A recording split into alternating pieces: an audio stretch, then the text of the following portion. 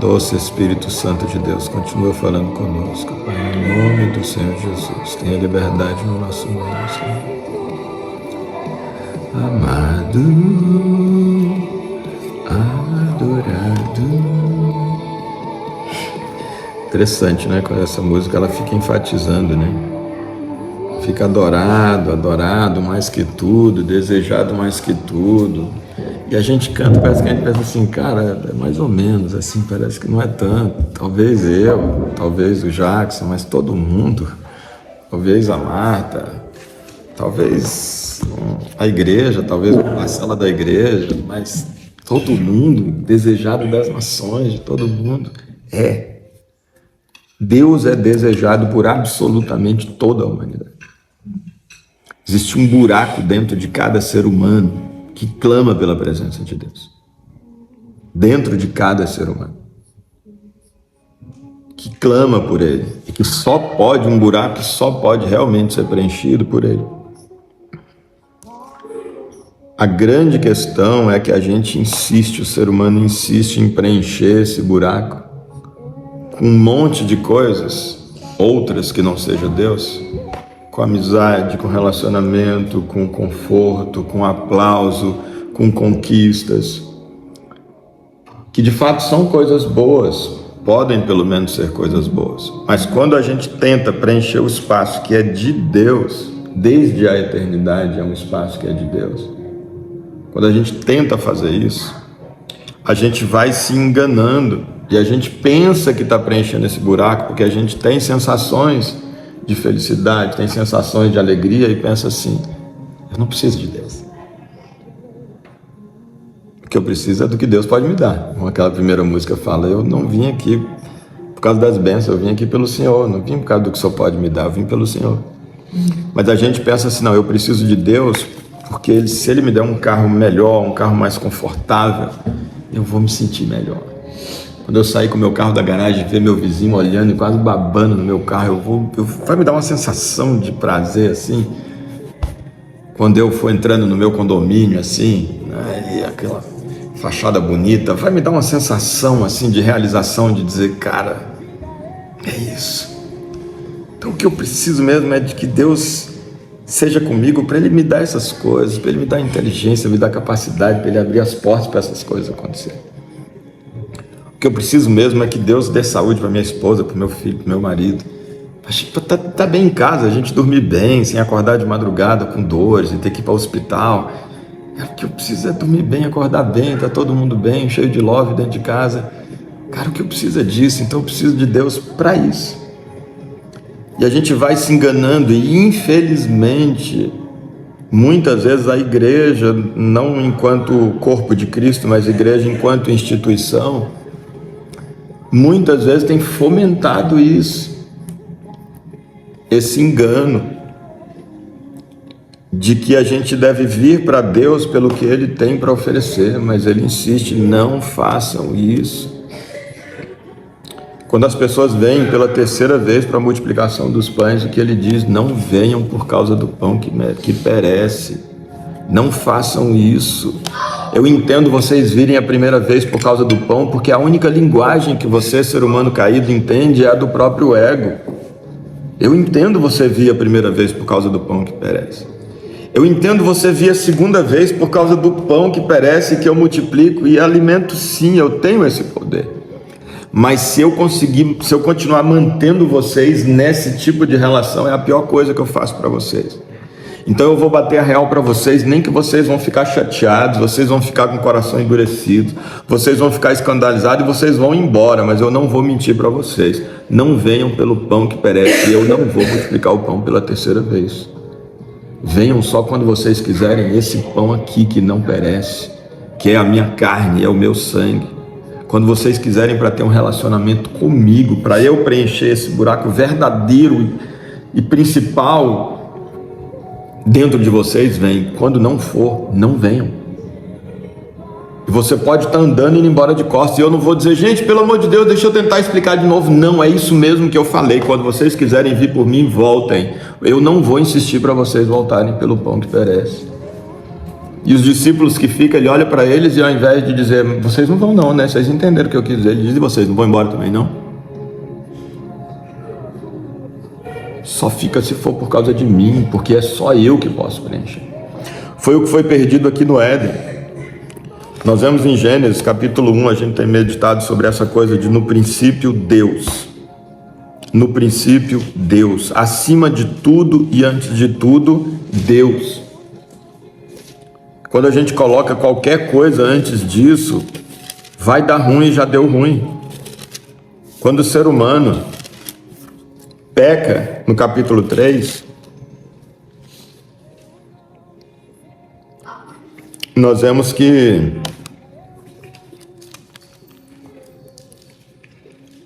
o versículo 8, logo depois do pecado, diz, naquele dia, quando soprava a brisa vespertina, o homem e a sua mulher ouviram o som da movimentação de Yahvé Deus, que estava passeando pelo jardim, e procuraram esconder-se da presença do Senhor entre as árvores do jardim.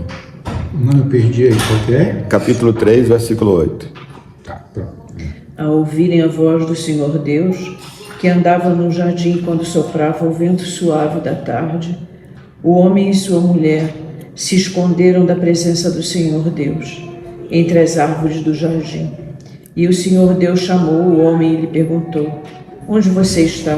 Ele respondeu, ouvi a tua voz no jardim, e porque estava nu, tive medo e me escondi. Aí o Senhor vai e pergunta, e quem falou para vocês que vocês estavam nus? Quem contou para vocês? Deus sabia que, na verdade, o que estava acontecendo aqui? Ele está arrumando uma desculpa, como a gente começou a fazer desde então. A única coisa que o ser humano sabe fazer é arrumar desculpa e culpado. Desde então. Eles não, a gente escutou sua voz, a gente escondeu porque a gente estava... Diz, quem contou para vocês? O que na verdade Deus está dizendo é, não é porque vocês estavam nus. Foi por causa do que aconteceu antes de vocês perceberem que está nus. O que vocês fizeram para perceber que está nu? Foi que a gente comeu da árvore que você disse para não comer. Foi que a gente desobedeceu. Foi que a gente fez aquele negócio que o Senhor falou que no dia que a gente fizesse, a gente morria. E a morte foi exatamente isso. Foi exatamente essa separação de Deus e que agora a presença de Deus incomoda. A presença de Deus agora gera não mais temor, mas ela gera medo. Ela não gera mais o desejo de eu me dirigir na direção dele, caminhar na direção dele para esse encontro quando ele está vindo, mas ele me faz agora me movimentar no sentido contrário por vergonha. E me esconder. E me esconder. E eu vou arrumar um monte de desculpa para eu estar me escondendo. Não é porque eu estava nu, não é porque eu estava doente, não é porque eu estava desempregado, não é porque meu carro estragou, não é porque o meu filho estava doente, não é porque eu precisei de fazer um serão, não é porque eu estou precisando de uma fase da minha vida em que eu estou tendo que trabalhar mais. Quem disse para você que é isso? Não é isso. É porque a minha presença te incomoda agora, porque agora a gente não tem mais comunhão. Todo dia, no final do dia, Deus vinha de uma maneira especial para esse encontro. A gente não sabe como era isso, mas diz que na viração do dia sempre Deus vinha para esse encontro especial com eles. Mas a gente não tem ideia do que era isso. De alguma forma, essa essência dessa presença do ser humano, que nunca mais Deus deu um sopro em alguém, a gente herda um do outro, já vem no gene ali, e eu acredito que de alguma forma espiritualmente, porque Deus não soprou de novo. Ele não soprou de novo em Eva, ele não soprou de novo em Caim, ele não soprou de novo, não. Só teve um sopro, na verdade, depois teve um segundo em Jesus, que é a sua igreja. Mas a humanidade, então, só teve um sopro. E esse sopro, na medida em que fisicamente o ser humano se relaciona de homem e mulher, e nasce um outro ser, aquele sopro se estende para o próximo ser. Não há um novo sopro. O único sopro que aconteceu de novo foi em Jesus no ventre de Maria. Deus soprou Jesus no ventre de Maria. Foi o segundo e último sopro. Paulo vai dizer que ele é o segundo e último Adão. Só teve um antes e não vai ter nenhum outro Adão depois. Mas então cada novo serzinho que nasce de um ventre de uma mulher, a extensão do mesmo sopro que tinha lá no Jardim do Éden, que foi o sopro de Deus naquele barro, aquele mesmo sopro começa então ali a mover naquele ventre. E de repente nasce e vira uma pessoa. E uma outra pessoa que também teve esse sopro se junta e vai gerar um novo ser. E de novo uma parte daquele sopro vem para aquele, e a terra vai se enchendo de alguma forma desse sopro. E portanto a gente tem inconsciente, a gente tem essa saudade daquele tempo da presença que a gente não viveu nessa carne. Mas que o mesmo sopro que está dentro de mim é o sopro que estava em Adão e que experimentou a fase anterior ao pecado, isso clama dentro de mim e diz: que saudade do que eu não tenho a menor ideia. Eu sei que eu estou morrendo de saudade. Às vezes não sente uma dor dentro da gente. Eu não sei vocês, eu sei que eu e sei que o Elias passou recentemente por isso. É aquela mesma dor de uma saudade extraordinária, um negócio que parece que você pode pegar, que você sente aqui dentro, né, Elias? Você parece que você pode segurar assim, tem um negócio aqui dentro acontecendo, um aperto, tem hora que é um aperto, tem hora que é um buraco, mas você sente, é como se você pudesse sentir fisicamente, isso existe. Quando a mamãe morreu, eu posso atribuir, dizer: é porque a mamãe morreu. Quando o filho morreu, eu posso dizer: é porque meu filho morreu. Mas quando nada aconteceu, eu vou dizer que é o quê? Eu não posso dizer que é porque eu estava nu e tive vergonha. De repente tem uma situação que eu digo assim: não, é porque está faltando saúde. Não, agora eu estou com saúde. Não é porque eu estou desempregado. Agora você está com emprego. É porque eu estou sem dinheiro para pagar meu aluguel. Você tem sua casa agora. É porque meu futuro é incerto, eu não sei, eu fico preocupado porque eu não tenho salário fixo. Agora você tem. Aí de repente você tem, não tem desculpa nenhuma e você está sentindo aquele trem, parece que agora ele está maior. O que é isso? Se não há falta do que eu nem sei o que é. A saudade do que ou de quem eu nem sei quem é. É a saudade de Deus. O diabo e a nossa carne vai desde a tenra idade até o último suspiro nosso, vai tentar enganar a gente, convencer a gente de que é alguma outra coisa que está faltando ou uma porção dobrada de algo que a gente já tem. E a gente vai caindo nesse engano. E a gente não para dizer assim: cara, o que é? Tem que ser algo que transcende, porque daqui eu já percebi que não é nada, então eu tenho que aprender que seja comigo. Não dá para aprender a partir do Emer, não dá para aprender a partir do que o Elias passou. Mas, velho, eu já senti em alguma medida isso. Eu sei que eu sei que tem alguma coisa dentro de mim. Quando é que eu vou partir para essa busca?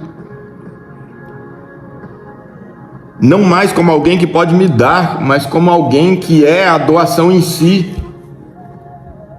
que é o presente em si, cuja presença já é o presente em si a ser buscado. Quando é que a gente vai fazer isso de verdade?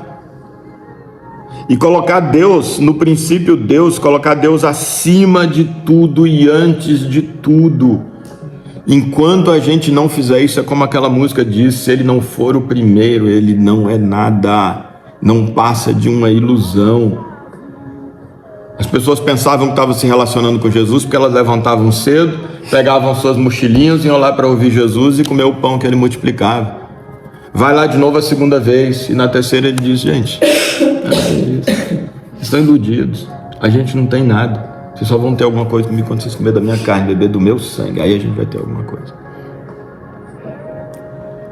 Quando vocês passarem a fazer parte comigo do meu corpo, tiverem intimidade comigo, quando de novo aquele sopro perdido no jardim do Éden, pelo menos em termos absolutos, né? A gente tem uma fagulha só desse sopro soprando em nós, que é justamente até que Deus restaure para aqueles que quiserem esse sopro de uma maneira absoluta.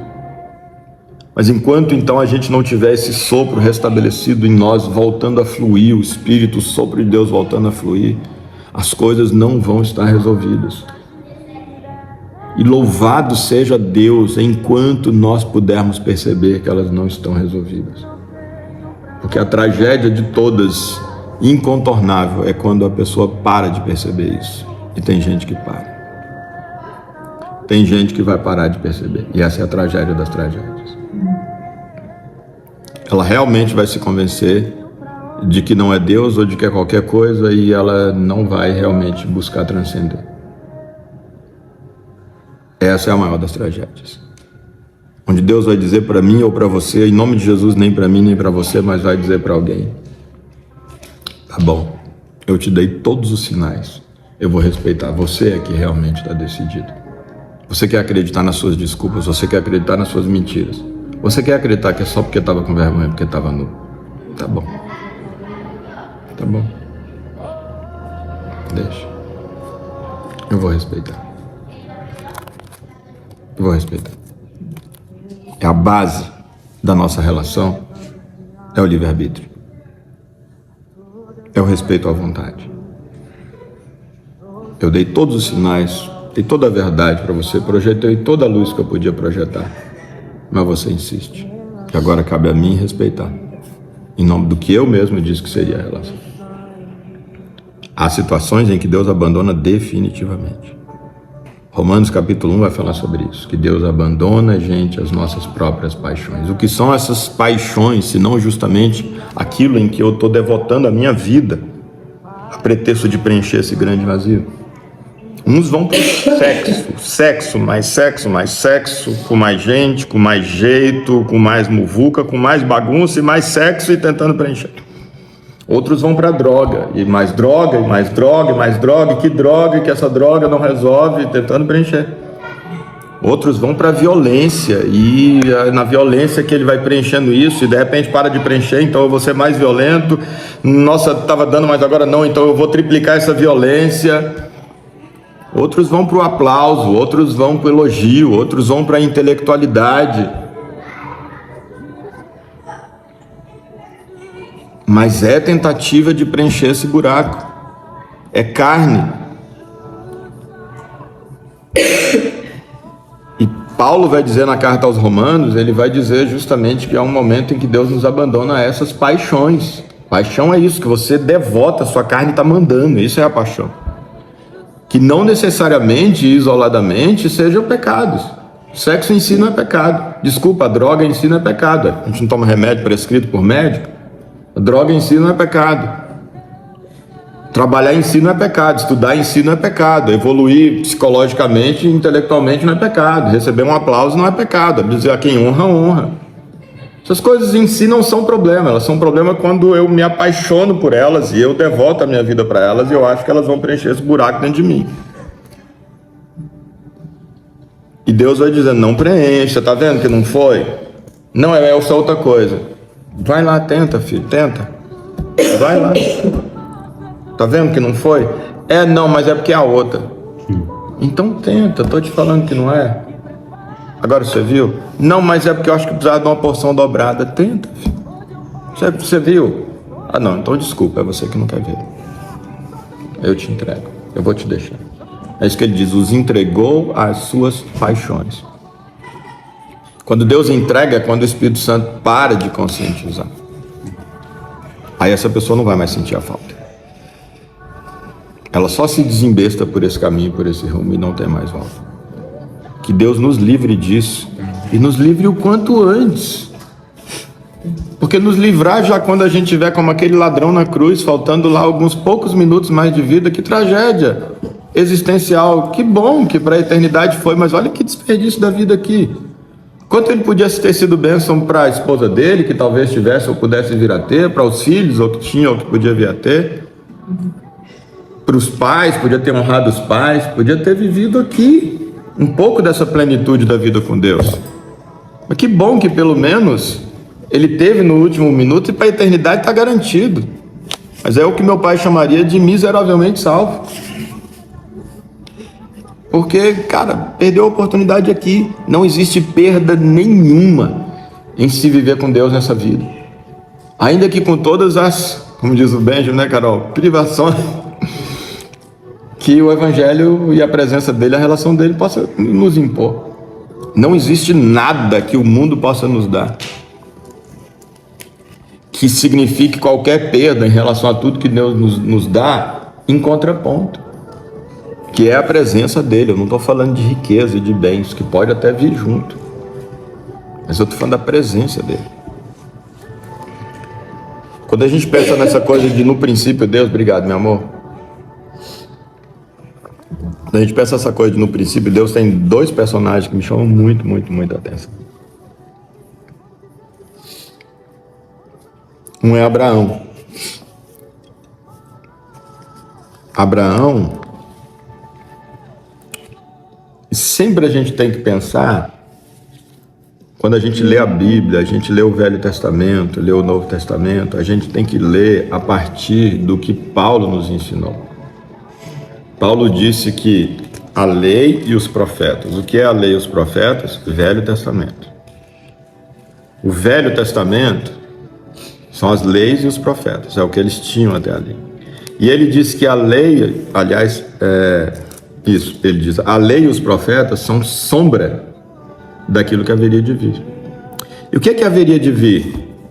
O Novo Testamento, a nova aliança. Aquilo para o que a lei e os profetas apontavam. Paulo vai também dizer que o Velho Testamento, a lei, ela é um aio, um tutor que nos conduz a Cristo. De uma forma ou de outra, ou das duas formas, mas nos conduz a Cristo. Seja pela consciência de que, caramba, eu não dou conta de seguir a lei, embora eu sei que é o certo fazer, eu não dou conta.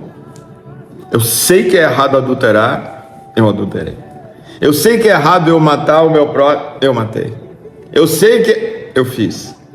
Seja pela demonstração de que não, você não dá conta de cumprir a lei, mesmo sabendo que ela é boa, que é o certo a fazer, isso necessariamente te conduz a esse que é o poder para você cumpri-la com sobra, como Jesus disse, e exceder a lei. Ou seja, conduzir no sentido de todo esse desenho que foi acontecendo no Velho Testamento, e das gerações, e do povo de Israel, e dos rituais, e da religião, e do templo, e das genealogias até chegar em Jesus, e as promessas e as profecias até chegar em Jesus. Então, seja num sentido, seja no outro, ela aponta para Jesus e, portanto, aponta para a nova aliança. E a nova aliança é o Novo Testamento. As duas palavras são sinônimos, testamento e aliança. E se então o Novo Testamento aponta para o Velho Testamento aponta para o Novo, nós temos que ler o Velho Testamento sob essa ótica superior que é o Novo Testamento e a Nova Aliança, que não se restringe ao povo de Israel, mas, como Paulo diz, é uma sombra. O que é uma sombra? É um contorno, é algo que minimamente representa, reflete, ilustra, mas não é o real. O Tiago vai passando ali, tem a sombra dele, eu consigo enxergar o contorno ali do Tiago. Fazendo o cálculo do ângulo do sol, eu posso achar a altura do Tiago. No outro cálculo, eu posso achar a largura do Tiago. Eu posso ver onde é que fica ali pela sombra, ele gira um pouco, eu vejo onde fica a orelha dele, eu vejo ali onde fica o nariz dele, eu vejo se ele tem cabelo ou não, um movimento que ele faz na sombra, mas eu não posso ter a imagem real do que é o Tiago. A velha aliança, o Velho Testamento, não vai conseguir dar para a gente a noção real de tudo que Deus está querendo apresentar para a gente. Isso é um desenho, é uma maquete. Tudo que eu leio do Velho Testamento, eu preciso entender a partir desse plano maior, como sendo apenas uma sombra. Então, quando eu leio essa história, por exemplo, de Abraão, eu tenho que fazer essa aplicação com a gente na nova aliança. Quando Abraão é chamado, e Deus diz para ele, a partir de você, eu vou fazer uma nação muito grande, eu vou fazer filhos, uma multidão muito grande, um povo que vai ser o meu povo a partir de você. E a linguagem era muito essa, né? A linguagem do Velho Testamento é sempre muito essa, né? De Obedece, crê em mim, anda comigo e eu te dou. Né? E aí, Exatamente. é muito essa linguagem, né? E por que a linguagem é justamente essa? Porque exatamente isso é o que se perdeu no Éden e que fez romper a relação. Por isso o sentido. É que o que fez romper a relação, que me fez correr de Deus a pretexto de estar nu, não, eu percebi que estava nu porque eu desobedeci. E eu assumi as rédeas do meu discernimento de bem e mal, e não tenho mais o discernimento de Deus, e agora eu vejo a nudez como motivo de vergonha. Mas está na desobediência a essência de tudo. Por isso a ênfase, como o Tiago muito bem falou, todo o tempo está na obediência, e obediência absoluta. Se você desobedecer uma vírgula, acabou para você. E não era só individual, era o povo de Israel. Um desobedeceu, tá bom, vocês todos vão perder a guerra por causa desse sujeito que fez lá. E fez o que eu disse para não fazer, porque vocês são um corpo só. E todo mundo paga, todo o corpo padece quando um no corpo erra. Então isso é o corpo de Israel e o comando é o corpo de Israel. Exatamente.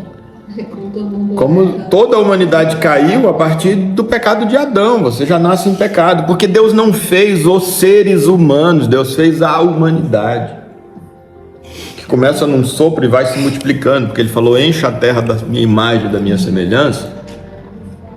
Só que ao pecar, a gente encheu a terra da não imagem e não semelhança de Deus, do inverso que era Deus. E o convite, então, por isso o novo sopro, o segundo sopro em Jesus, que é para isso. Então Deus realmente fez uma segunda humanidade agora em Jesus, para a gente que agora não tomou a decisão sobre desobedecer e já nasceu na desobediência, no pecado e no afastamento, a gente possa tomar a decisão agora no sentido inverso. Adão diz, eu não quero estar ligado com Deus, não quero me sujeitar a Deus, eu quero ser dono do meu próprio nariz. Nós nascemos e temos a oportunidade agora, graças ao sacrifício de Jesus, de dizer assim, eu não quero viver igual meu pai Adão, eu não quero viver independente de Deus, eu não quero ser dono do meu nariz, eu quero entregar absolutamente a minha vida a Deus, na pessoa de Jesus, que é o cabeça desse novo corpo. Obediência, entrega. Quem quer vir após mim, negue-se a si mesmo. Por que eu negue-se a si mesmo? Porque você vai parar de fazer a sua vontade e vai fazer a minha, obediência. Não mudou. A grande diferença, que faz toda a diferença, é que na velha aliança eles não conseguiram fazer, por quê? Porque a carne falava mais alto. Ninguém conseguiu cumprir. Na nova aliança, por que a gente consegue? Porque agora ela não fala mais de fora para dentro, mas a lei fala de dentro para fora. Ezequiel prometeu isso, Jeremias prometeu isso, Isaías prometeu isso, que na nova aliança a lei não vai ser mais escrita em tábuas para vocês, mas vai ser escrito dentro do coração de vocês. E ninguém mais vai precisar ensinar um para o outro o que fazer, porque todo mundo vai saber. E que lei é essa, se não a presença do Espírito Santo de Deus? Cujo fruto é amor. Amor o qual, em sendo praticado, a lei absolutamente toda é cumprida e com sobra. Continua sendo, portanto, a questão de obediência ou não obediência. Só que agora a gente tem de novo a capacitação, como Jesus vai dizer. Quando ele está indo embora, ele fala, vocês vão receber o poder ao descer sobre vocês o Espírito Santo. E aí vocês vão ser capazes de ser minhas testemunhas. Testemunhar de Jesus que é amor, como é que a gente testemunha de Jesus que é amor? Se não amando. E ele diz, pelo amor de vocês, uns pelos outros, as pessoas vão saber que vocês são meus discípulos. Porque nós transmitimos a alegria e a paz que a Ele pertence. Exatamente. E porque nós pertencemos a Ele. Exatamente. Exatamente. Então, quando a gente vê Abraão, e Jesus chama Abraão e diz assim, Abraão, eu vou fazer de você uma multidão muito grande. Eu vou fazer um povo. Deus está agora começando essa maquete que é a ênfase de Paulo. O povo de Israel era o desenho da humanidade como um todo. Assim como Deus fez Abraão, fez Adão, fez a humanidade, Deus então começa agora o povo de Israel. Assim como a humanidade era de Deus, era sujeita a Deus e tinha que obedecer a Deus, tinha ordens de Deus para a humanidade em Adão, tinha ordens também para o povo de Israel. E a questão, do mesmo jeito que para Adão, a humanidade em Adão era assim: se você obedecer, pode comer de tudo, só não pode comer dessa, e aí você vai ter vida, e vida em abundância. Mas se você desobedecer, você vai ser amaldiçoado, você vai morrer. Do mesmo jeito que teve essa ordem para Adão, tem a ordem também para o povo de Israel. Se vocês obedecerem, vocês vão ser abençoados. Se vocês desobedecerem, vocês vão ser amaldiçoados. Porque se você obedeceu, eu vou ser o seu Deus. Se você desobedeceu, eu não vou ser o seu Deus. Vocês vão estar sozinhos. Então é o desenho, toda a leitura do povo de Israel, desde a sua criação até tudo que passa, a gente tem que entender como a ilustração de tudo isso. Deus não tem, e eu vou fazer um complemento ao final, Deus não tem algo especial com o povo de Israel, relativamente aos demais povos. O que ele tem de especial é o próprio fato da história em si. Alguma coisa tem, mas não num nível que às vezes se coloca. Tem como sendo, é uma história, é um povo, né? Tem um desenho que foi dado, de alguma forma Deus deu essa atenção, o filho ali, Jesus, nasceu a partir dessa descendência, em algum sentido tem. Mas não num sentido que às vezes a gente quer dar, como se ainda hoje as promessas de Deus fossem para lá, e Deus tivesse um olhar especial, não no sentido da eternidade, não, isso não tem. Ali foi para ilustrar, e aí, por eles poderem ter sido instrumentos de Deus nessa importante ilustração, aí sim, algum olhar especial Deus deve ter nesse sentido. Daí eu dizer que vou fazer um complemento. Mas o foco de Deus não está em Israel, está em toda a humanidade. O desenho foi pela humanidade como um todo. O verdadeiro Israel, como Paulo vai dizer, é o Israel espiritual e não o Israel físico. Não são os descendentes de Abraão, que Paulo vai dizer que são os verdadeiros israelitas, mas sim a todos aqueles que no coração se fazem filhos de Deus. Porque era só um desenho, era apenas uma ilustração. São todos os que se submetem, para lembrar o que o Tiago falou, a voltar para essa condição de obediência. Os que permanecem na desobediência vão continuar como filhos do primeiro Adão. Os que se voltam para essa entrega e renúncia em obediência, esses passam a ser filhos de Deus, membros do corpo de Cristo, e passam a estar se alimentando do corpo e do sangue de Jesus, seguidos pela sua cabeça. Ele diz: vocês são meu corpo, eu divido com vocês esse espaço, era só eu. Olha como a analogia é perfeita. O primeiro Adão, o que acontece com o primeiro Adão? Era um ser só, não era macho e fêmea ainda, era apenas um ser completo em si, como Jesus era completo em si. O Filho de Deus era completo em si, ou pelo menos se completava na Trindade. Não precisava de outros seres humanos para se completar. Era completo nesse sentido. Ele era completo em Deus Pai e no Espírito Santo. Então, em sendo completo, assim como o primeiro Adão era completo, mas Deus olha para o primeiro Adão e diz: não é bom que você esteja só. Viver sozinho não é vida, isso não reflete a imagem nossa, que vivemos Pai, Filho e Espírito Santo em harmonia absoluta, numa troca, numa codependência, entre aspas. É difícil que a gente, quando a gente vai falar de atributos de Deus, e comete equívoco, mas a ideia, né? E aí ele arranca um pedaço de Adão, nós meditamos isso esses dias, arranca um pedaço de Adão e faz a partir de agora o seu complemento. E agora diz assim: nem você vai ser completo sozinho, vocês só são completos na relação. Da mesma forma, Jesus então faz o quê? Eu era completo, ele fala isso na Santa Ceia, ele diz: esse pão aqui representa meu corpo. Eu peguei ele sendo completo em mim mesmo e eu parti. Eu me dei voluntariamente para vocês. Exatamente. Agora eu só volto a ser completo com vocês me completando. Olha o que Deus fez. Olha o que Jesus fez. Agora eu só sou completo, igual foi ilustrado para vocês lá, que já era ilustração também o livro de Gênesis. Esses princípios que a gente extrai ali do livro dos princípios. Ele diz que agora eu só sou completo com vocês me completando. Eu decidi que agora no corpo, eu só sou uma parte no corpo igual a todo mundo. A cabeça, mas só uma parte. Eu não abro mão de ser a cabeça pro bem de vocês. Não dá para pôr a Marta para conduzir, com todo respeito, Marta. O M menos ainda. A Carol sabe muito bem disso. Entendeu? Mas ele diz: olha, eu vou ser a cabeça. Mas agora, um de vocês vai ser o braço, o outro vai ser o dedo, o outro vai ser o nariz, o outro vai ser o pulmão, o outro vai ser o estômago. O corpo de Cristo agora é completado por vocês. Que coisa extraordinária! A gente passa a integrar agora o próprio Criador como criatura e a gente está aqui com migalhas achando que só vai ser feliz se Deus me der um pão de queijo para eu comer. Pão de queijo que a criatura feita à imagem e semelhança de Deus, caída, consegue fazer. E a gente acha que isso é mais importante para preencher esse buraco do que eu realmente me tornar um com esse ser. Não tem o menor sentido. Mas esse sentido só no nosso espírito pode ser gravado. Deus, Jesus, quando está indo embora, ele fala para os discípulos o quê? Eu tenho muita coisa ainda para falar com vocês, mas que vocês não vão ser capazes de entender. Mas quando eu for, eu vou mandar para vocês o meu espírito, esse que esteve comigo todo esse tempo. Quando eu for, eu vou mandar ele para vocês. Enquanto eu não for, eu não posso mandar, ele diz. Aí eu vou mandar, aí ele, o Espírito da verdade, vai revelar todas as coisas para vocês. Onde? No intelecto? Não, no intelecto Jesus conseguiria verbalizar. Mas num lugar que o intelecto não alcança, que é no Espírito. Aquele lugar que, como disse o filósofo, o coração tem razões que a razão desconhece.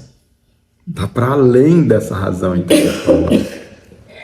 E é superior, embora a gente tenda a dar menos valor. Quando Deus planta essa verdade no nosso espírito, a gente começa uma busca. Eu vinha falando com a Carol essa semana, meu Deus, eu não sei, a gente foi ontem, né, Carol? Não sei o que acontece, parece que a gente fica com Deus num negócio assim, igual o casal, que quando um quer, o outro não quer. Agora o outro vai... Tipo, um tá bonzinho, docinho, o outro tá todo emburrado. Ah, tá bom. Mas o outro que vira, parece que não encontra, Deus, parece que um negócio com Deus, parece que eu tô sentindo que é meio assim também. Parece que Deus fala assim, vem meu filho, dedica pra mim, se entrega. Olha aqui, eu tô aqui. Aí parece que quando eu falo, oh Deus, eu tô aqui. Ele vai, cadê tu? Eu vim, mas cadê o Senhor que eu não tô se sentindo? Cadê o Senhor? Aí parece que ele aparece, mas depois some de novo. Eu falei assim, e quando você começa a andar nisso, você fica cada vez mais desejoso, e você cada vez quer mais, e você quer mais, e quer mais, e quanto mais ele te der, menos está dando. Porque você está olhando é o que ele ainda não te deu, e o que ainda tem de espaço para ser preenchido, só que agora pelo menos você está buscando no certo. Esse buraco só vai ser completamente preenchido na eternidade, só quando ele voltar. Aqui é impossível. Um corpo nosso ainda, que ainda é um corpo que habita ainda aqui o pecado ainda me habita, ele nunca vai conseguir ter a plenitude de Deus. Eu vivo cheio de dualidades, ao mesmo tempo que eu digo que quero Deus, estou louco por Deus, eu estou orando ali, a Carol me diz, para que eu estou orando, por favor. Aí Deus já estava chegando, eu vivo cheio de dualidades. Então eu não vou, esse corpo não vai ainda ter, mas pelo menos a busca. E no mínimo a gente não vai encher a gente de um monte de tranqueira que gera alguma sensação de felicidade e se enganando achando que é. No mínimo eu vou saber que não tem e que nada preenche, eu vou continuar essa busca enquanto Deus não for me preencher. Né? Então Abraão, nessa linha, então ele recebe esse chamado e Deus diz para ele, então eu vou fazer de você uma grande nação. E aí o filho dele, então, que demorou, a gente conhece a história, né? Demora demais ali, Deus justamente trabalhando a fé dele a partir da adversidade, né? Das adversidades, que Paulo vai trabalhar esse ciclo, né? Fugiu a palavra que ele usa, mas essa ideia de adversidade produz a perseverança produz a fé, né? Então, é isso, Tiago está trabalhando isso ali, Deus está trabalhando isso em Abraão. E aí, então, Abraão, quando ele tem o seu filho, já numa idade avançada, Sara avançada, um mega, ultra milagre, a próprio nascimento de Isaac em si, era o filho da promessa, é nele que Deus falou, é através dele que eu vou te dar tudo que eu prometi para você. As mãos de Deus, diz, olha, minha mão, vou te dar. Você vai ter um filho que você tanto quer, está aqui agora o filho. Agora, não só um filho, mas vou te dar milhões, zilhões de filhos, uma multidão que você não vai poder contar. Você conseguir contar as areias da praia, os grãos e as estrelas do céu, você vai poder contar a sua descendência, porque vai ser daí para lá. E só que de repente ele diz, chega para ele: vem cá, Abraão, deixa eu te falar uma coisa, sabe teu filho? Teu único filho? Então, sacrifica ele para mim lá no altar. Sabe aquele altar que você põe o carneiro, que você corta, põe lá e taca fogo e consome aqui. Faz com o seu filho para mim. Ele: tá. O senhor está pedindo, não estou entendendo nada. Mas a obediência é isso. E é isso que Deus está restabelecendo na humanidade. Eu não tenho o que entender. Eu tenho que obedecer. E ele foi lá sem entender nada. Eu falei: pai, está aqui, mas cadê o cordeiro? Meu filho, Deus vai providenciar para si. Mas ele sabia o que ia acontecer. Eu não tenho que pressupor nada. Eu tenho que deixar ele ser e fazer, né? Exatamente. Porque os meus pressupostos são todos equivocados. Como é que eu vou partir Com deles? certeza. Né? Então seria pedir para dar errado o trem. E ele vai, coloca o filho lá e amarra ele, pega o cutelo ali, aqui bem ilustrativo, né? Ele pega: ei, Abraão, o que você vai fazer? O senhor diz: não, para, só queria ver se você ia mesmo me obedecer, fazer a minha vontade. Eu queria saber se o que eu tinha para fazer para você e através de você é mais importante do que eu mesmo e a obediência à minha vontade. Porque tudo que eu tenho que reconstruir na humanidade, para o bem da humanidade, é essa condição de obedecer.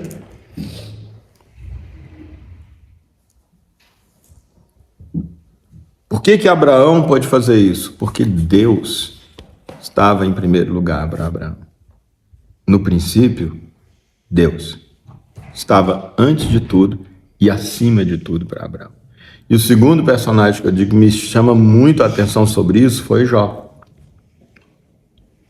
Jó, o próprio Deus dá testemunho dele, dizendo que ele era íntegro, reto, temente a Deus e desviava do mal. E ele dá testemunho para o próprio mal. Ô, mal! Cátia, você viu meu servo Jó? Íntegro, reto, temente a Deus e desvia de tu e tua torcida. Tudo que te diz respeito. Aí o diabo: mas também você deu tudo para ele, você multiplicou os pães para ele, né?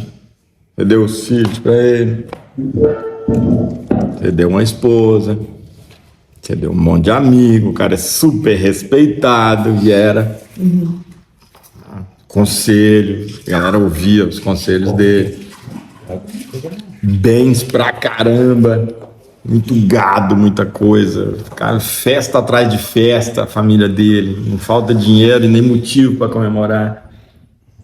A expressão que o diabo usa é essa, ele fala assim: o Senhor o cercou, concebe a ele e a tudo que ele tem, eu não consigo tocar. Concebe a ideia de uma cerca viva, a expressão lá. Essa cerca que vai se entrelaçando. Olha a ótica do diabo, como é que ele olha para uma pessoa que Deus fechou e diz assim: aqui não. Também, você cercou ele, a tudo que lhe diz respeito, eu não posso tocar. Deixa eu tocar para você ver, se ele não vai blasfemar na tua cara. Tá iludidinho aí, Jó, exemplo. Deixa eu tocar para você ver. Ele cospe na tua cara. É só porque tu dá para ele. Ele não tem nada com você. Só obedece por interesse, então não é você, o negócio dele é com o que você pode dar. Obediência não é por você, ele é interesseiro igual todo mundo. Deus, mesmo Deus que conhecia o coração de Abraão e colocou essa prova a Abraão, não para Deus, embora ele diga assim: agora eu sei, Deus já sabia, porque ele conhece o coração. Deus sabe se eu faria isso sem nunca me pedir, sabe se o Tiago faria, se o Elias faria, se o Jaco faria, se nós faríamos. Sem colocar a gente, ele não precisa. E nós teremos julgado a partir disso. Não tem um apoio? Tem, mas o vento é mais forte. Então ele já sabia. Por que Deus fez isso com Abraão? Para justamente mostrar para o próprio Abraão que bom você, depois de ser aprovado num teste desse, dizer: caramba, velho, Vou segurar a onda para eu não me ensoberbecer, mas estou um pouco orgulhoso mesmo. É um perigo, né, Carol? Quando a gente está orgulhoso da gente que a gente fala, isso vai dar alguma coisa errada hoje. Assim, nossa, que legal, cara. Eu realmente, que bom que não precisou, estava desesperado, mas que legal. Eu realmente amei Deus acima do meu filho, que legal. E para além disso, para nós, para ficar registrado para a gente, o homem que é o exemplo de fé. Vendo fé?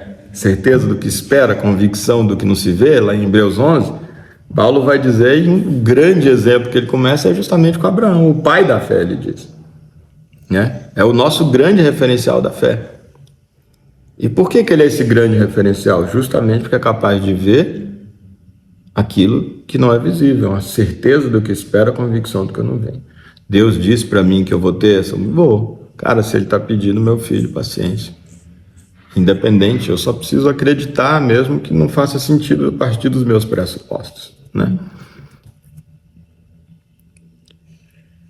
Da mesma forma, então, com Jó, Deus já conhecia Jó e sabia que é porque ele amava ele, que não era por interesse. E ele faz para poder deixar isso registrado para a gente, ele permite que Jó passe por aquela provação, para inspirar e instigar a nossa fé. Ele então disse, então tá bom, vai lá, pode tocar nos bens dele, pode tocar no que pertence a ele então, mas só nos bens no primeiro momento, né? E na verdade nos bens, nos filhos dele, não, tudo que diz respeito a ele. E aí então só destaque, só que não toca nele. E aí então, literalmente da noite para o dia, as catástrofes todas se instalam na vida dele. Se esse vazio de Jó estivesse preenchido, ele fosse esse homem alegre, feliz, por conta de ter enchido esse buraco nosso existencial da ausência de Deus, esse buraco com essas riquezas, com filhos e com a honra, com tudo, o que ia acontecer agora que tirou? Ele ia mergulhar tão abruptamente no vazio de novo que ele não suportaria. Porque aquilo que ele teria ido enchendo aos poucos, se você arranca, e eu experimentei isso assim, se você arranca assim, cara, é um negócio de louco. Ele não suportaria se fosse isso que estivesse preenchendo ele, mas não era Deus. E realmente, ao invés de ele blasfemar, o que ele disse para a esposa dele? Deus deu, Deus levou, bendito seja o nome dele. Eu não estou entendendo nada. Mas é dele. Ele deu e ele tomou. Bendito seja o nome do Senhor e não amaldiçoa.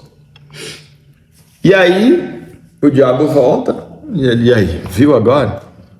Mas você não deixou tocar na vida dele, no corpo dele. Se deixar eu tocar no corpo dele, aí o ser humano não é. Igual eu falo, cara, o meu negócio é com dor, cara. Um negócio com dor, dor é um negócio muito terrível, né? Então, assim, toca no corpo dele. Deixa eu tocar no corpo dele. Ele falou, vai. Então toca no corpo dele. Só não a vida, está autorizado a vida. Mas o corpo, tudo que for, que não levar a vida, pode tocar. Aí ele vem com gosto de gás. E o estado dele, vocês se lembram, mas me permita ler, vou concluir aqui. Eu queria ter a capacidade de lembrar e de falar sem Deus. É extraordinário, né? O estado realmente, porque ele tem alguns momentos aqui que ele... É interessante isso aqui, olha, ele todo o tempo, você vai lendo o livro de Jó, você vai ver que Jó tem na percepção dele, a partir dos seus pressupostos, como a Francisca falou, dentro dos pressupostos dele, e os pressupostos dele tinham por base a lei, que como o Tiago falou, a relação era obediência e desobediência. Qual o pressuposto dele? Se você obedecer, você vai ter tudo, se desobedecer, não vai ter nada, ainda vou dar um monte de atribulação para você, né? Era o pressuposto dele, é o da obediência e desobediência. Então, ora, como está acontecendo tudo aquilo com ele, Deus é que é esse poder, esse poderoso que dá e que tira e que ataca, dependendo do que você faz. E ele sabia que ele vivia uma vida reta, obediente, íntegra, o próprio Deus deu testemunho disso, então ele não estava equivocado sobre isso. Qual era a conclusão a partir dos pressupostos dele? É Deus que está me dando porrada. E ele vem todo o tempo dizendo isso. Ele não diz é o diabo, ele não diz foi só coincidência, ele não diz acontece, ele não diz foi Deus que permitiu, não, ele diz é Deus que está me atacando. E ele também não ouve os amigos que dizem, porque você pecou. Não, eu não pequei. Eu sei que os amigos estão lá acusando, olha, você pecou, você está passando porque você... Não, eu não pequei. E aí é onde dá o nó nele, porque o pressuposto dele é o quê? Se você obedece, você vai ter tudo e mais um pouco. Ele diz, cara, eu estou obedecendo. Por isso ele chama Deus de injusto. Ele não blasfemou na cara de Deus, mas ele, dentro dos pressupostos dele, ele diz, Deus, você está sendo injusto. Porque dentro da lei que o Senhor estabeleceu, se eu obedecer, você vai me dar tudo. E de fato o Senhor vinha dando. Ele só está falando sobre injustiça. Por enquanto não tem então blasfêmia, não tem nada. E não fala ainda realmente sobre ele, a relação com Deus, se era interesseiro ou não, embora comece a aparecer que fosse. Mas ele só está a partir do pressuposto, que era o da obediência, dizendo, eu obedeci tudo. E ele dizia, e ele nas orações ele vai falando e dizendo, se o Senhor me der a chance de eu me defender, eu vou mostrar para você. Ele tinha tanta convicção de que ele não tinha desobedecido, e era fato, tanto que Deus deu esse testemunho da integridade dele, que ele dizia, se o Senhor descer daí, sentar aqui, eu vou te mostrar por A mais B, que eu sou íntegro e o Senhor não podia estar me atacando igual está me atacando. Então deu um nó na cabeça dele. E ele vem dizendo isso, como um dos textos que eu passei aqui, ele falou, porquanto as flechas de Shaddai, o Todo-Poderoso, se cravaram em mim. No capítulo 6 está assim. Então ele vem o tempo todo, ele vai falando isso. A convicção dele é essa, é que Deus é quem o está atacando. Olha, o capítulo 9, versículo 20, ele diz, eu sou inocente e sincero, mas as minhas palavras me condenariam e me culpariam. Não é aqui não. Grande questionamento de Jó. Esse questionamento não conseguiria reunir um agrupamento plausível, nem 1000 vozes em mim.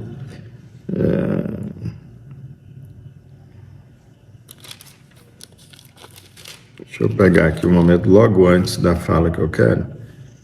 Olha, ele reclama um julgamento justo aqui no capítulo 13, ó. Essa ideia, portanto, prefiro dirigir-me a Shaddai, o Todo-Poderoso, eu quero defender-me diante de Deus. Ele tinha convicção sobre o estado dele de obediência e, portanto, pela lei da obediência e desobediência e as respectivas consequências, ele tinha o direito de não estar sendo atacado. Então ele diz, cara, eu queria me dirigir a Deus para fazer essa defesa, né? Antes ficasseis absolutamente calados, porquanto desse modo ainda passaria expulsados, aqui sobre o pessoal acusando ele, né? E dizendo que era por conta de pecado dele.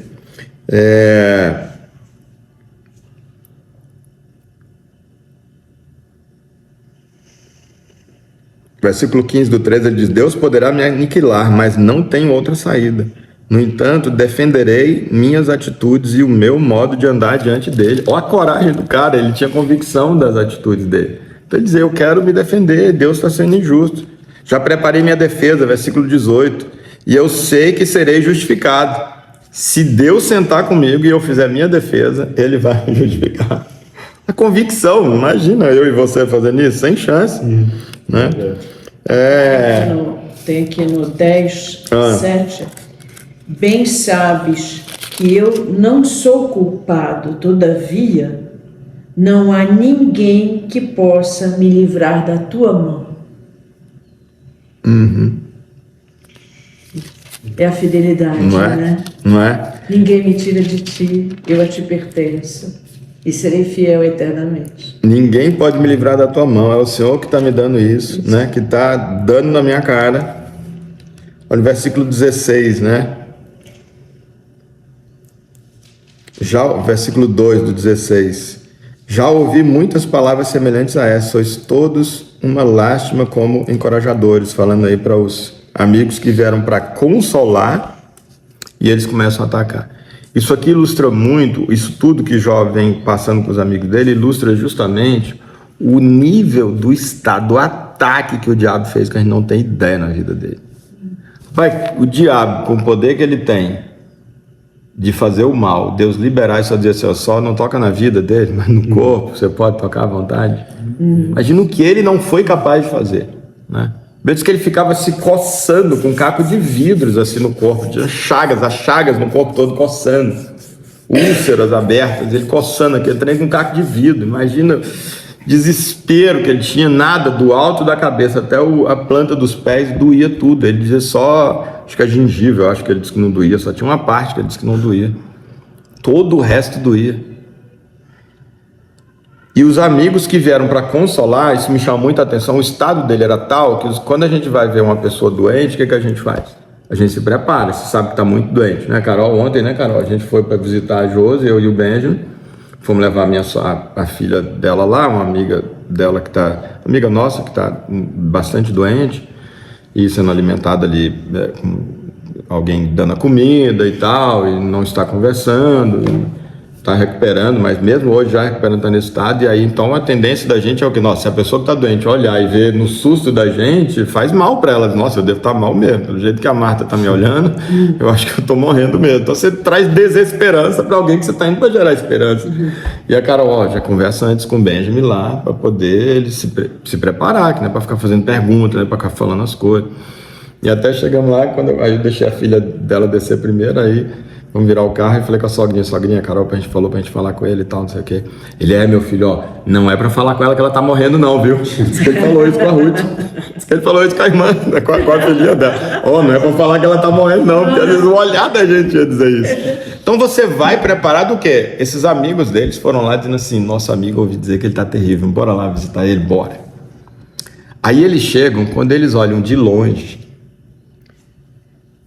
preparados para consolar o amigo, eles já começam a rasgar a roupa e protestam e chorar, aquela maneira deles protestarem, jogar terra na cabeça, pleitear e jogar.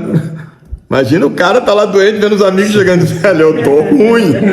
Os caras já estão com o ritual próprio de funeral. No funeral eles pagavam pessoas para fazer isso, ficar jogando terra e tal. Tinha um pessoal que o trabalho deles em funeral era isso, fazer esse lamento. Os caras já estão lamentando como se tivessem morrido, velho.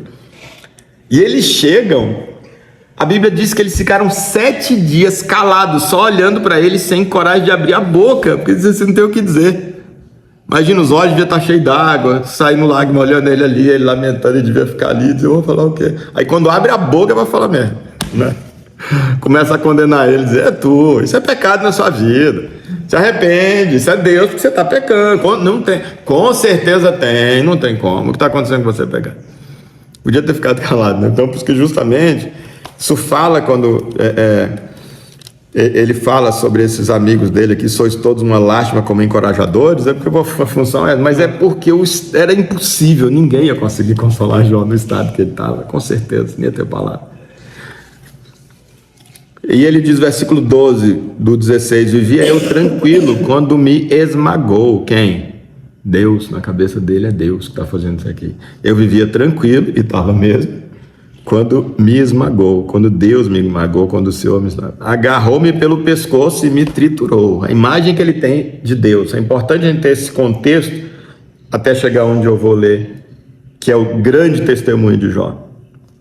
Ele está vendo como Deus sendo alguém, ele está tranquilo, porque merecia, porque ele obedecia à lei, eu estava tranquilo, e Deus vem, pega pelo pescoço, me agarra e me tritura. E os amigos também estavam certos em acusar. Sim, a partir do pressuposto, exatamente. Confessa. Fez de mim seu alvo. Deus olhou para mim e diz assim, é tu. Eu direcionou todo o poder dele, diz assim, é tu agora.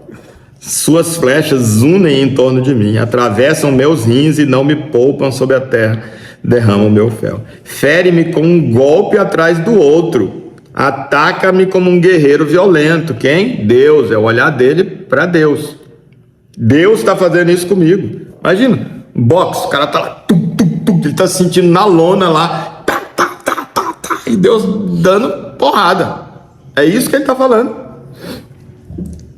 Costurei veste de lamento e angústia sobre a minha própria pele, e depositei a minha testa sobre o pó da terra. Meu rosto está vermelho e arde de tanto chorar. Olheiras profundas e escuras tomam os meus olhos. Apesar de jamais ter agido com violência, o próprio Deus testemunha isso. Aqui não está escrito, eu que estou falando, né? E de sempre ter orado com sinceridade. Ó terra, não desconsideres o meu sangue, não deixes sem vingança as injustiças que fizeram contra a minha pessoa. Não haja lugar em que esse meu clamor seja abafado. Nesse exato momento, lá no céu, está a minha testemunha, lá nas alturas está o meu fiador. Olha só, o cara sabe que é Deus que está dando porrada nele. E ao mesmo tempo, quem é que ele invoca na defesa dele? O próprio Deus. O meu fiador, o meu garantidor é o próprio Deus. A testemunha minha, quem é que ele invoca como testemunha? O próprio Deus. Que de fato dava, ele só não estava ouvindo, mas de fato Deus testemunhava a respeito dele e era o melhor dos testemunhos. Íntegro, reto, temente a Deus, desviado do mal. É só que ele não está enxergando o que está acontecendo no mundo espiritual. Meus próprios amigos zombam do meu estado e os meus olhos se desfazem em lágrimas diante de Deus. Contudo, aquele que intercede por mim defende a minha causa diante da presença de Deus, com a disposição fraterna de um verdadeiro amigo. Olha o que ele está vendo. Aquele que intercede por mim defende a minha causa diante da presença de Deus. Deus me defende diante do próprio Deus, do que Deus está fazendo comigo. Ele sabe que é Deus que está batendo nele, ele sabe que é Deus quem está direcionando as suas flechas para ele, mas ele sabe que Deus vai defender a sua causa. Afinal, mais alguns anos apenas e eu partirei da minha última viagem, para a minha última viagem, aquela da qual ninguém retorna. Uma consciência de eternidade, veja que ele tem. Versículo 11 do capítulo 17, vamos um pouco mais adiante aqui, o capítulo 19,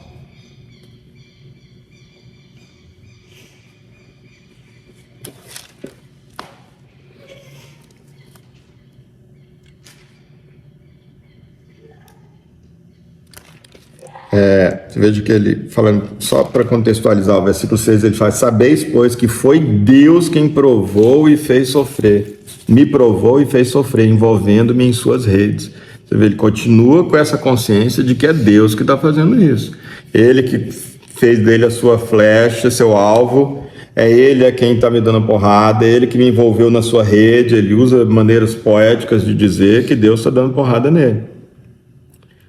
Sabeis, pois, que foi Deus quem me provou e fez sofrer, envolvendo-me em suas redes. Entretanto, se clamo injustiça, e era o que ele estava clamando, eis que não obtenho respostas. Grito por socorro, contudo não vejo justiça, porque o pressuposto dele, que é o da lei da obediência, né?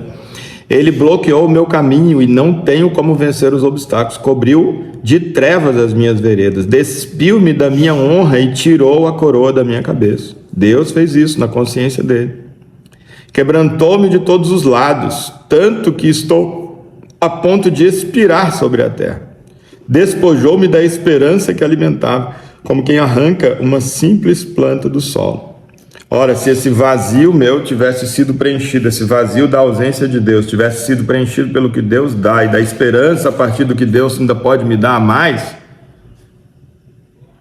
ele estaria completamente arrasado, ele não invocaria Deus, porque a própria esperança ele diz que Deus arrancou. Sua ira acendeu-se contra mim, a ira de quem? De Deus, e agora me considera como um inimigo. Ele olha, cara, Deus está me vendo como inimigo. Junta as suas tropas, avançam poderosamente, cercam-me e acampam ao redor da minha tenda. Olha o bichinho, um ser humano, assim. A sensação dele vendo Deus com as suas tropas todas acampadas ao redor dele para detonar com ele.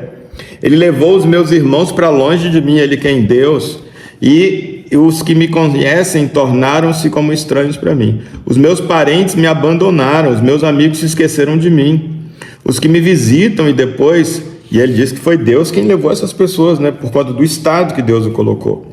Os que me visitam e também as minhas servas me consideram estrangeiros. Não passo de um estranho aos seus olhos. Chamo os meus próprios servos e sequer me responde. Um cara que era honrado, né, entre autoridades, entre pessoas importantes, agora nem o servo dele atende mais. Vejo-me obrigado a suplicar-lhe ajuda. O meu hálito é intolerável para minha esposa. Imagina, com esse tanto de doença, até o hálito dele era insuportável. Sou repugnante para os filhos da minha mãe. Até as crianças zombam de mim e acham graça do meu estado quando eu chego. Todos os meus amigos, inclusive os mais chegados, agora me detestam. Não é só abandonar, detestam. Aqueles mais íntimos a quem eu amo simplesmente se voltaram contra mim. Estou reduzido a pele e osso, e apenas as minhas gengivas ainda não estão inflamadas, nem dor, é inflamado, só a gengiva que não está. Estou reduzido a pele e osso, e apenas as minhas gengivas ainda não estão inflamadas. Todo o resto do corpo tem inflamação. Portanto, tende compaixão de mim, meus caros amigos, que eu estava atacando e dizendo, velho, o que Deus está falando comigo? Não me batem mais não, basta Deus com esse poder todo dele me dando porrada, não faz isso comigo. Tende misericórdia da minha pessoa, pois foi a mão de Deus que me feriu. Ele está dizendo que é Deus que está dando porrada nele. Por que me perseguis como Deus está procedendo?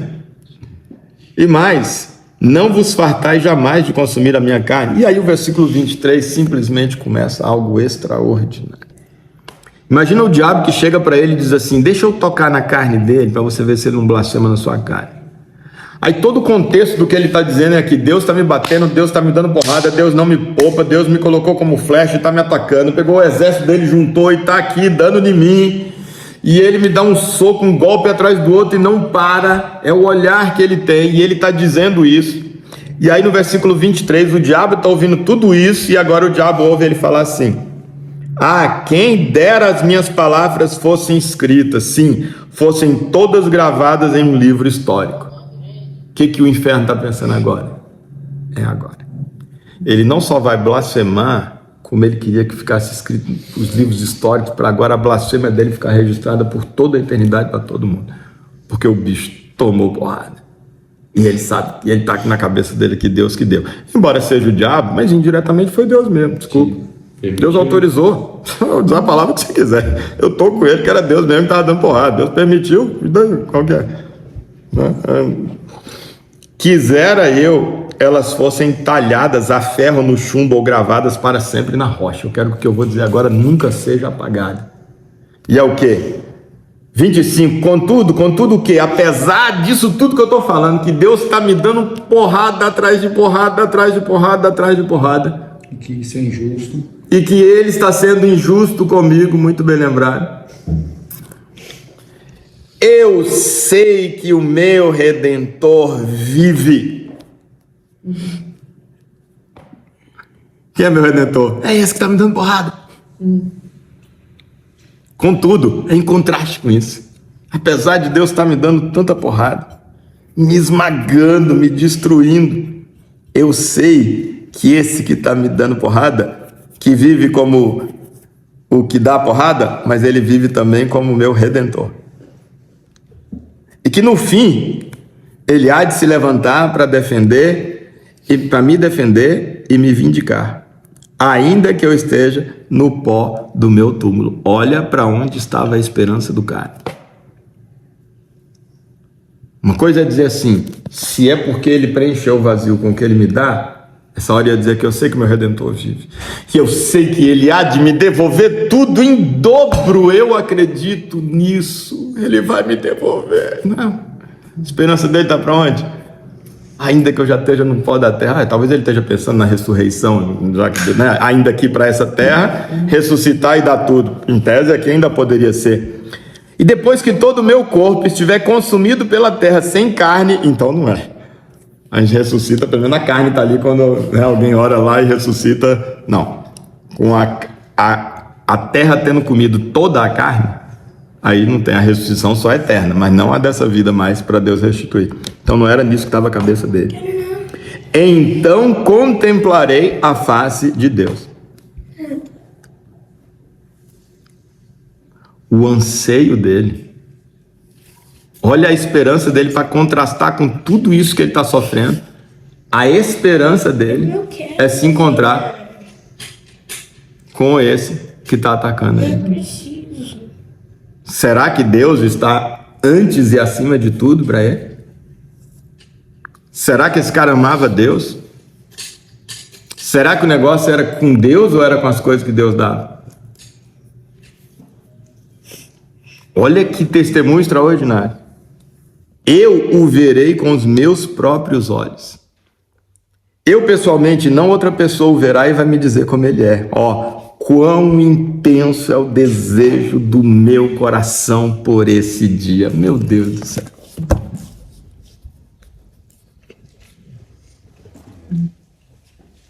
Para Jó, Deus estava antes de tudo e acima de tudo. a ponto de, tendo consciência, não vou entrar no mérito. A cabeça dele é isso. Ele tem a consciência de que Deus que estava dando porrada, sendo absolutamente injusto, diz, mas eu sou louco por Deus e como ansei a minha alma de eu me encontrar com ele, os meus olhos pessoalmente poderem ver e dizer, caramba, eu tô aqui com o Senhor.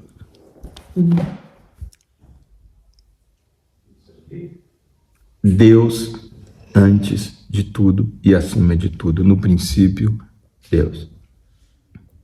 Não é sem razão de ser para mim que a Bíblia começa com essa expressão. No princípio, Deus. Embora seja de uma narrativa, no princípio Deus criou, mas eu acredito que está para muito além, que a gente extrai desse princípio isso. Que tudo começa em dele. Ele está antes e acima de tudo. É muito provável que eu e você não vamos chegar nesse nível aqui na vida. Mas está tudo bem, desde que nós estejamos nesse caminho. E essa é a beleza de tudo, e eu termino aqui. Jesus diz, eu sou o caminho, a verdade e a vida. Quem está no caminho está na vida e está na verdade.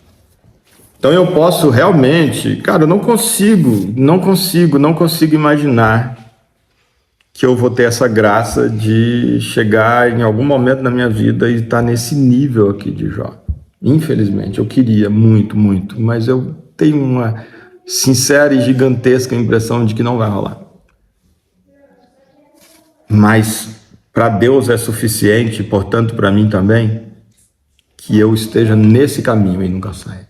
Esse caminho de que a cada dia Deus ganha uma importância maior na minha vida e as coisas que Ele pode me dar, dando ou não, tomem uma importância menor na minha vida.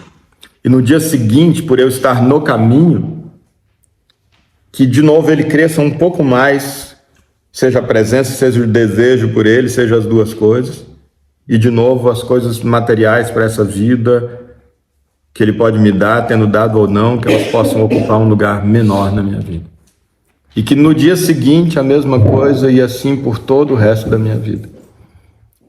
Enquanto for assim para mim e para você, tá tudo bem para a gente, mesmo não atingindo o que Jó atingiu.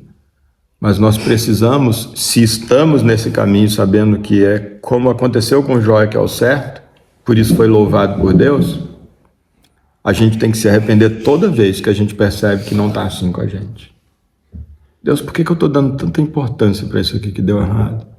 Deus, por que isso aqui não está legal na minha vida? Tudo bem, acontece, mas por que a minha alma está abatida desse jeito? Em algum nível tudo bem, mas desse tanto? O Senhor não é tão mais importante para mim? Me perdoa por eu estar tão abatido por essa coisa que está dando errado, porque é um sinal de que o Senhor está ocupando um espaço muito menor do que devia na minha vida e tem coisas e pessoas ocupando um espaço muito maior de importância.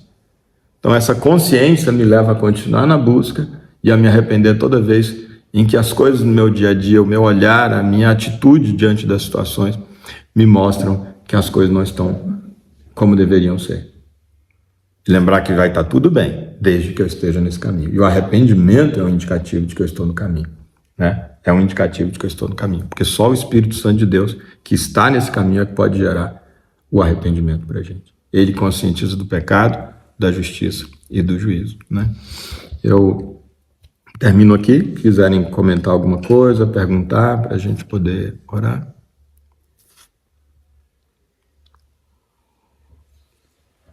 Quando Jesus disse assim, eu vos deixo a paz, eu vos dou a minha paz. Amém. Não olheis os vossos pecados, mas a fé que anima a vossa igreja.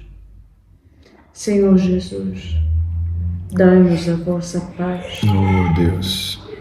Oh, Senhor Jesus. É o momento que nós precisamos da Senhor tua Jesus. paz. Oh, Senhor Jesus, Senhor Jesus, Senhor Jesus. É o que nos importa, Senhor. É o de que nós precisamos, Jesus. A paz, como Jesus diz, é a paz que excede o entendimento, que não é circunstancial. Essa é a paz que Ele prometeu, é a de que nós precisamos e que só pode ser encontrada quando e na medida em que nós formos cheios da presença dEle, através do Espírito Santo. É graças ao sacrifício de Jesus na cruz do Calvário que esse caminho de volta a essa presença que nos traz essa paz foi restabelecido. Jesus, quando começa a pregar o seu evangelho, ele diz, Jesus começou a pregar o evangelho do reino, dizendo, é chegado o reino de Deus. Há uma tradução que diz que o reino de Deus está próximo. E que esse próximo seria no sentido de estar ao vosso alcance. Por que está ao vosso alcance? Porque Jesus já reabriu o caminho. Ele já rompeu com as barreiras que existiam para esse acesso. Ele está ao nosso alcance, mas ele não vai forçar ninguém a entrar. Paulo vai dizer que nós estamos sendo transportados do império das trevas para o reino da luz. O império da mentira, em outras palavras, para o reino da verdade, do império da morte para o reino da vida. Mas ele não coloca ninguém nesse lugar goela abaixo. Para a gente estar nesse lugar, a gente tem que voluntariamente, embora precisando da graça de Deus para conseguir, porque a nossa carne é muito forte, o nosso coração é muito enganoso. Mas nós precisamos dar o primeiro passo que Jesus disse, quem quiser vir após mim, negue-se a si mesmo, com tudo o que isso implica, tome a sua cruz e siga-me. O primeiro passo para sair do império das trevas, da mentira, da escuridão, da morte, é de negar o controle da nossa própria vida, nossa própria preferência, os nossos gostos, os nossos projetos, os nossos planos, e dizer, Deus, seja o Senhor o dono da minha vida. Seja o Senhor o dono dos meus planos, seja o Senhor a direcionar as minhas preferências.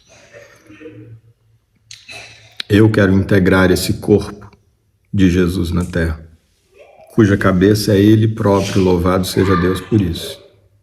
E que a minha vida aqui seja pautada na inspiração desse cabeça que é Jesus.